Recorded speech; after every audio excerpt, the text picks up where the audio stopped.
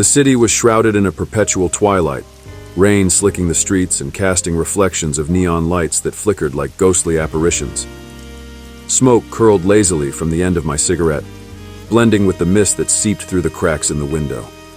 My name is Jackson Rayne, a detective in a world where shadows often hide the truth. It's a solitary existence, marked by the relentless pursuit of justice amid the gloom of human nature. Tonight, I found myself revisiting a name that had become legend in the dark underbelly of London's criminal world. Frankie Fraser, known to many as Mad Frankie.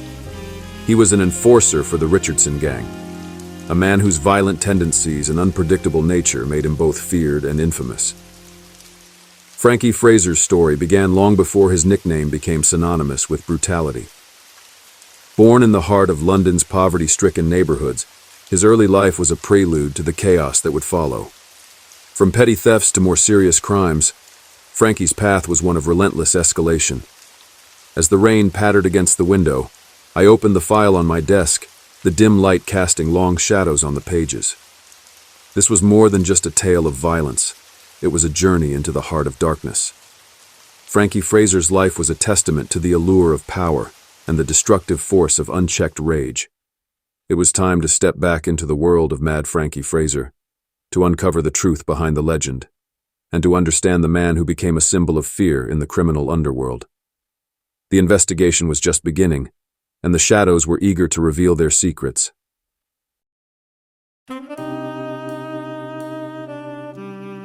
Act 1. Frankie Fraser's early life. The rain beat a relentless rhythm on the rooftops, a fitting soundtrack to the harsh realities of Frankie Fraser's early years. Born on December 12, 1923, in the poverty-stricken streets of Waterloo, London, Frankie was the youngest of 5 children. His father, a seaman with a mix of American Indian blood, and his mother, an Irish-Norwegian washerwoman, struggled to provide for their family in a world that seemed perpetually against them. The Fraser household was a Roman Catholic one, their faith a small beacon in the grim reality of their daily lives. Poverty was a constant companion, but crime had not yet touched the family. That would change as young Frankie grew up. By the age of 5, the family had moved to a flat on Walworth Road, Elephant and Castle, a place where the lines between right and wrong often blurred.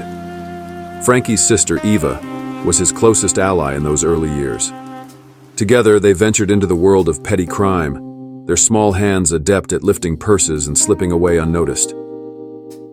By the time he was 10, Frankie had already begun his apprenticeship in the criminal underworld. It was the start of a journey that would define his life. As the dark clouds of war gathered over Europe in 1939, Frankie found new opportunities amid the chaos. The blackouts, rationing, and general disarray provided a fertile ground for his burgeoning criminal career. At 16, he joined the army, only to desert repeatedly, slipping through the cracks to continue his illicit activities. The war, with its constant fear and scarcity, became a playground for men like Frankie. He took advantage of the blackouts to break into homes, stealing from those who sought refuge in air raid shelters. In 1941, his luck ran out. Caught breaking into a hosiery store in Waterloo, Frankie was sent to Borstal, a grim institution meant to reform young offenders. But for Frankie, it was merely a detour. After serving his time, he continued his descent into more serious crimes. The war provided a lucrative backdrop, and Frankie often joked that he never forgave the Germans for surrendering, as it ended the most profitable period of his life. Prison became a familiar place for Frankie. In 1942, he was caught and sent to HM Prison Wandsworth for shopbreaking. The stark, cold walls of Wandsworth could not contain his restless spirit. The war had made crime a way of life for him, and each stint behind bars only served to harden his resolve. While serving time at HM Prison Chelmsford in 1942, Frankie's life took another turn. Approached by British Army recruiting officers, he was conscripted once more. But Frankie had no intention of serving. He ignored the call-up papers and continued his criminal exploits, escaping from his barracks whenever apprehended. As the war drew to a close, Frankie's crimes grew bolder. In 1945, he was involved in a smash-and-grab raid on a jeweler. His capture led to a 2-year sentence, mostly served at HM Prison Pentonville. It was here that prison doctors first certified him as insane, a label that would follow him throughout his life. From the poverty of his childhood to the chaotic opportunities of wartime London, Frankie Fraser's early life was a crucible that forged a man known for his brutality and unpredictability. The streets had taught him to survive, and the war had given him the tools to thrive in the shadows. But this was only the beginning of Frankie's story, a prelude to the violent symphony that would define his infamous career.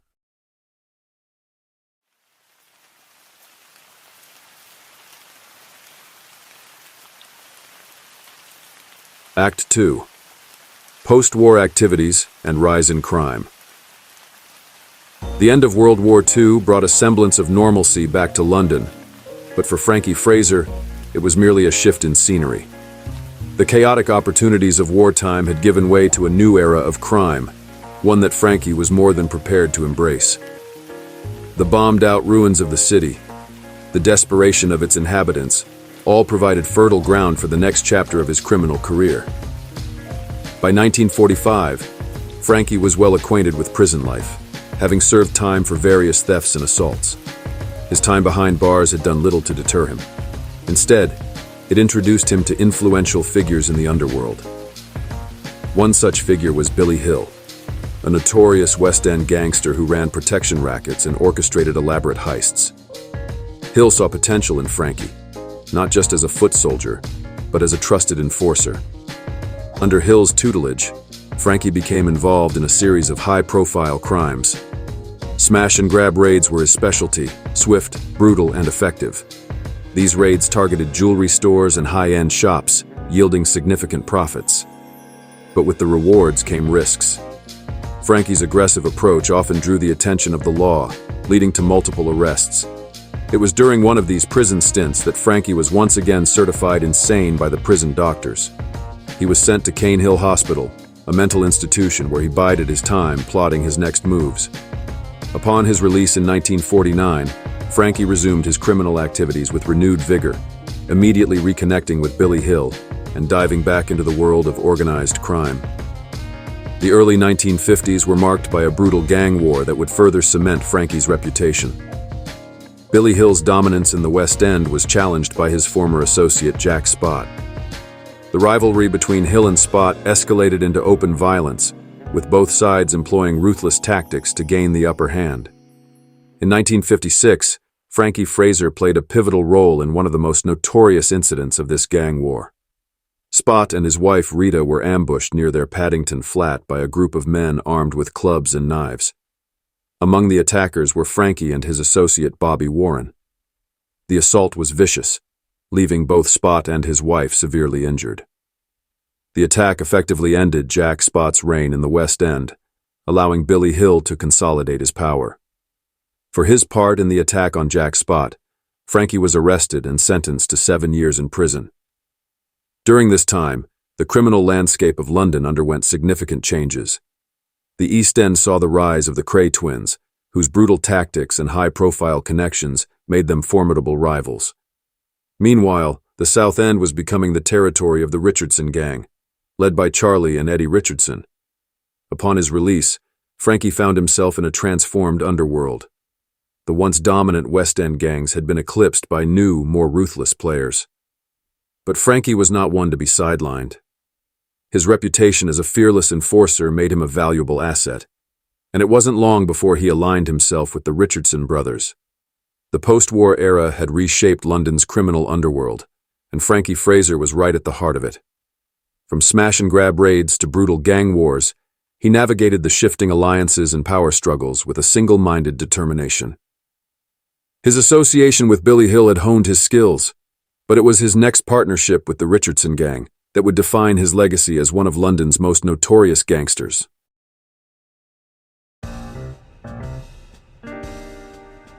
Act 3. The Richardson Gang and Criminal Enterprises. The early 1960s marked a turning point for Frankie Fraser. Fresh out of prison, he found himself navigating a criminal underworld dominated by the notorious Richardson brothers, Charlie and Eddie. Known as ruthless and cunning operators, the Richardsons controlled South London with an iron grip. engaging in a variety of illegal activities from drug trafficking to prostitution. It was here that Frankie Fraser found his new home, and his reputation as Mad Frankie would soon take root. Meeting Charlie and Eddie Richardson was a pivotal moment in Frankie's life. The brothers recognized his talents and immediately brought him into the fold as one of their primary enforcers.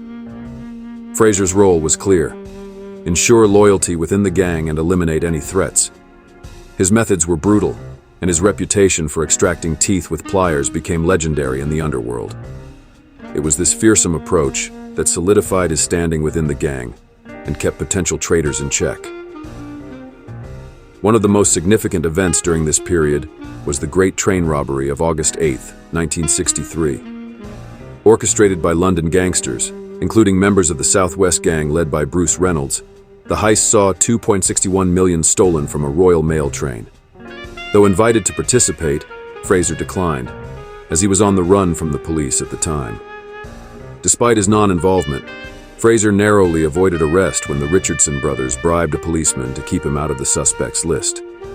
This incident further cemented Fraser's loyalty to the Richardson Gang and showcased the intricate web of connections they maintained within the criminal world.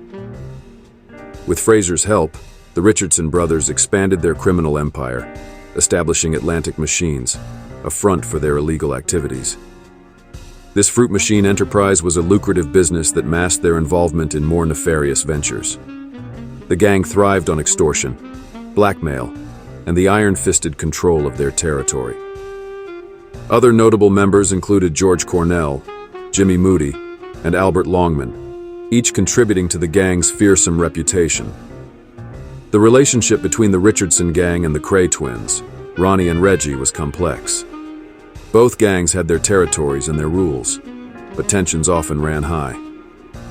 Charlie Richardson and George Cornell had first met the Crays in Shepton Mallet Prison, and while there was an initial understanding, respect quickly turned to rivalry.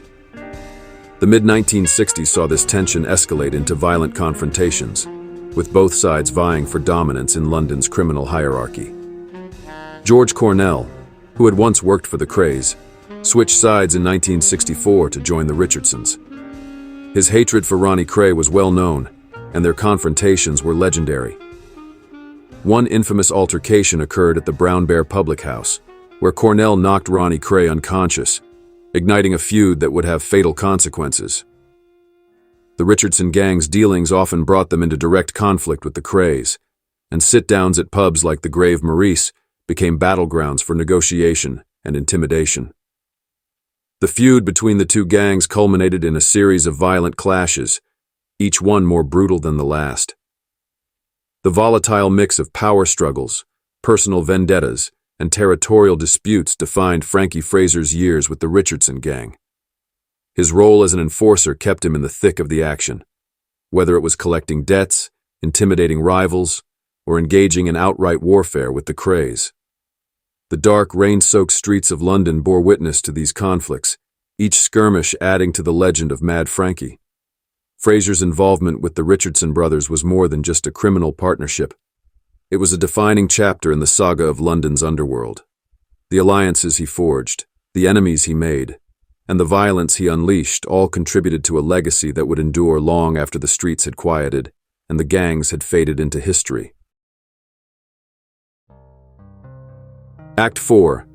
The Shootout at Mr. Smith's. The tension in the air was palpable as the clock ticked past midnight at Mr. Smith's nightclub in Rushy Green, Catford. The club was a known haunt for London's criminal elite, a place where deals were made and rivalries simmered just below the surface. On the night of March 7, 1966, it was a powder keg waiting for a spark.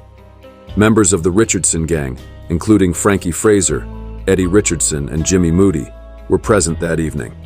They were joined by Billy Hayward, Henry Botten, and Peter Hennessy, members of another South London gang led by Hayward. The Cray twins had an associate there too, Richard "Dickie" Hart, a close friend of the twins but not an official member of their firm. The night had started convivially enough, with the various factions keeping to their own tables. But as more Richardson gang members arrived, the atmosphere grew increasingly tense. Billy Hayward began to suspect that something was amiss, especially given his affair with the wife of Roy Porritt, the Richardson Gang's mechanic. Hayward's wariness prompted him to send a member of his gang to retrieve weapons, just in case. By 3:30 a.m., Eddie Richardson had had enough. The club was only licensed until 3 a.m., and he wanted the Hayward gang gone. He asked them to drink up and leave, a request that didn't sit well with Peter Hennessy. Hennessy, already on edge, called Eddie a half-baked fucking ponce and shouted that he could take you any fucking time you like. The insult was the spark that ignited the powder keg. Eddie Richardson and Hennessy began exchanging blows, and soon the nightclub erupted into chaos. Fistfights broke out all around, and amidst the melee, Dickie Hart pulled out a gun. "Somebody's going to die," he shouted, firing into the crowd.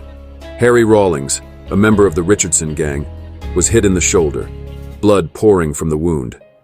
Jimmy Moody and Ronnie Jeffries tried to get Rawlings out of the club, but the chaos was overwhelming. Frankie Fraser, true to his nickname Mad Frankie, tried to calm Dickie Hart down.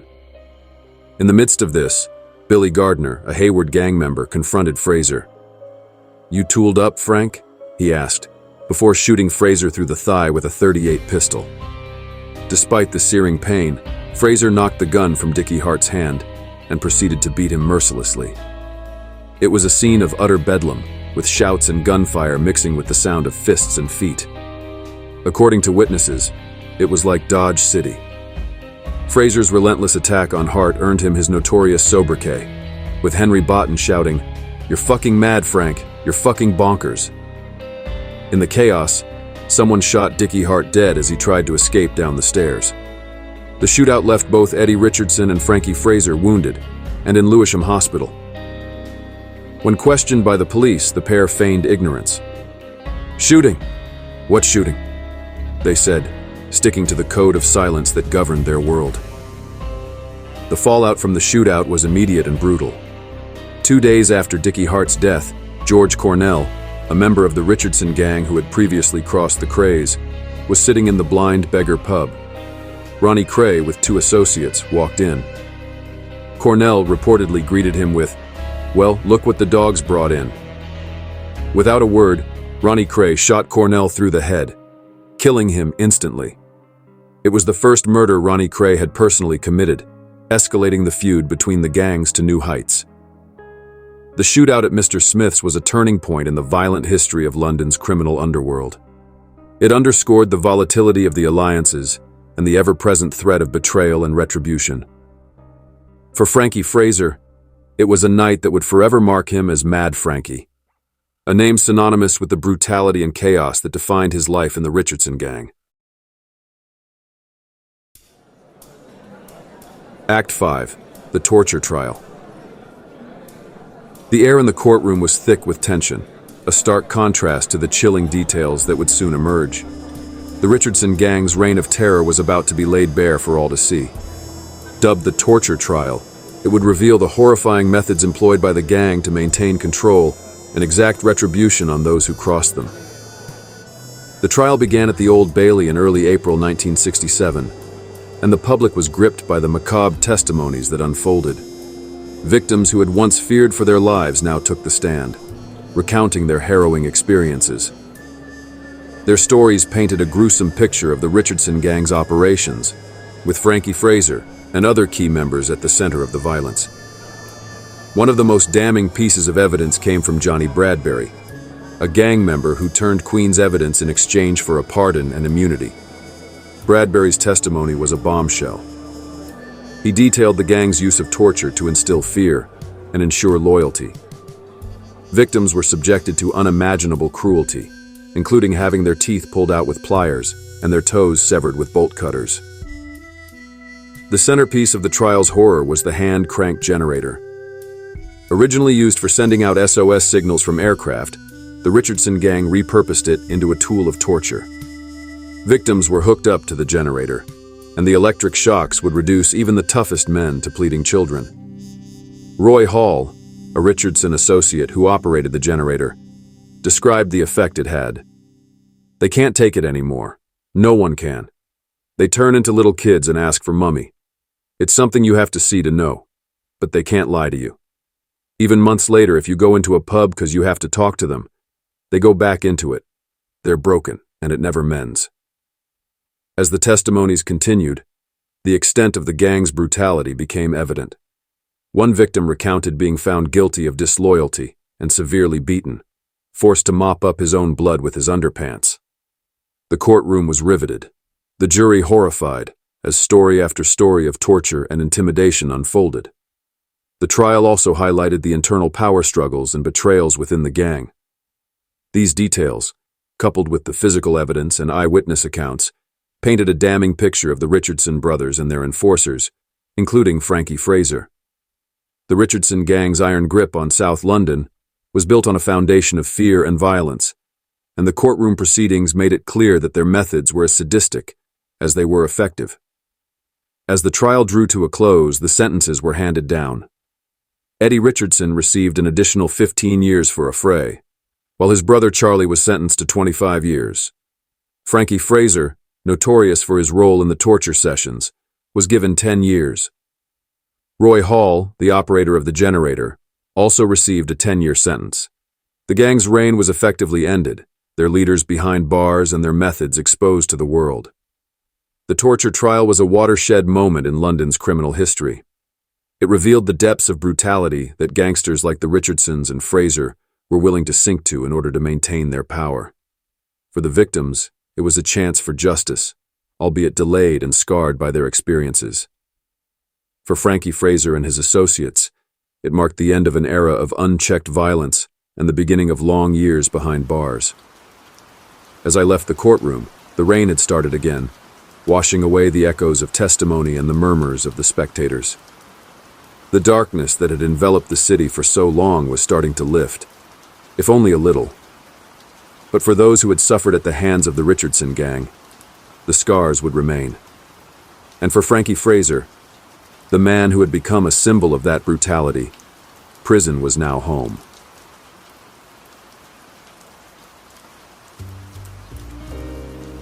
Act 6. Frankie Fraser's later life and legacy.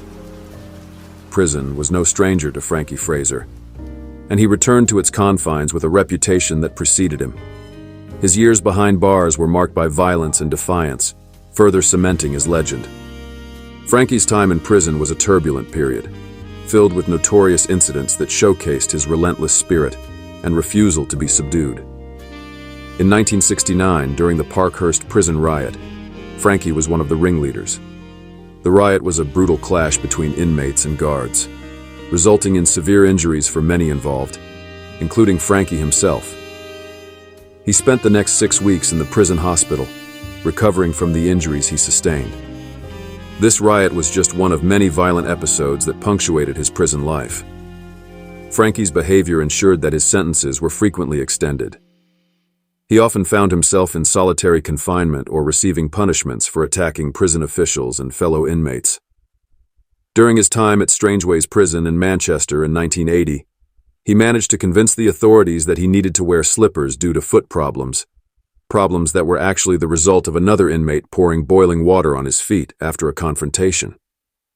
Despite the chaos of his prison years, Frankie was released in 1985. The world outside had changed, but his infamy had only grown.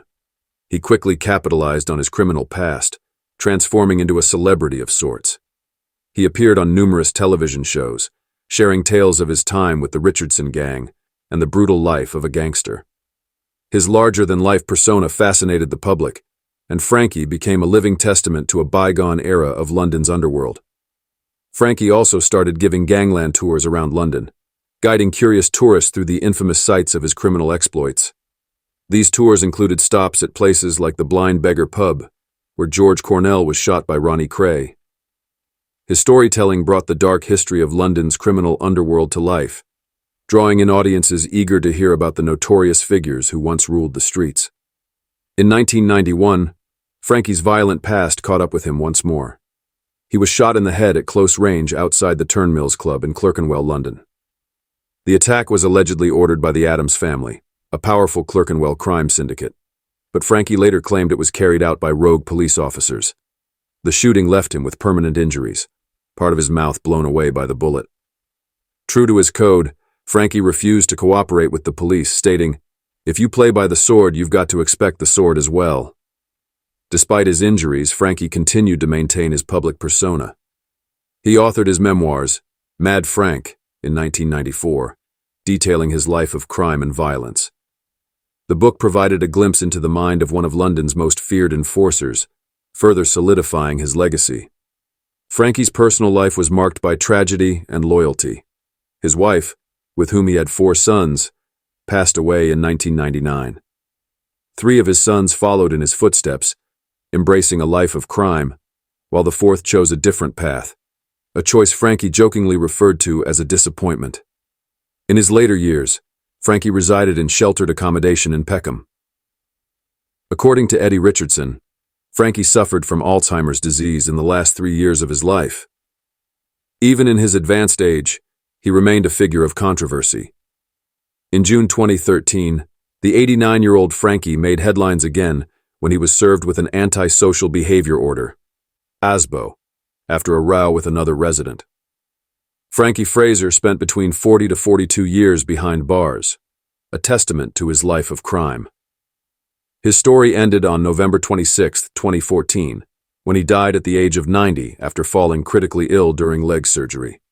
His family decided to turn off his life support machine. Frankie's ashes were scattered near the grave of Charlie Richardson at Camberwell New Cemetery, a final nod to the alliances and rivalries that had defined his life. Reflecting on Frankie Fraser's life is to peer into the darkest corners of London's criminal history. His legacy is one of violence, loyalty, and a relentless pursuit of power. He was a man shaped by the harsh realities of his time, whose actions left an indelible mark on the world he inhabited. For Detective Jackson Rayne, Frankie's story is a reminder of the shadows that always linger at the edges of the city, waiting to be uncovered.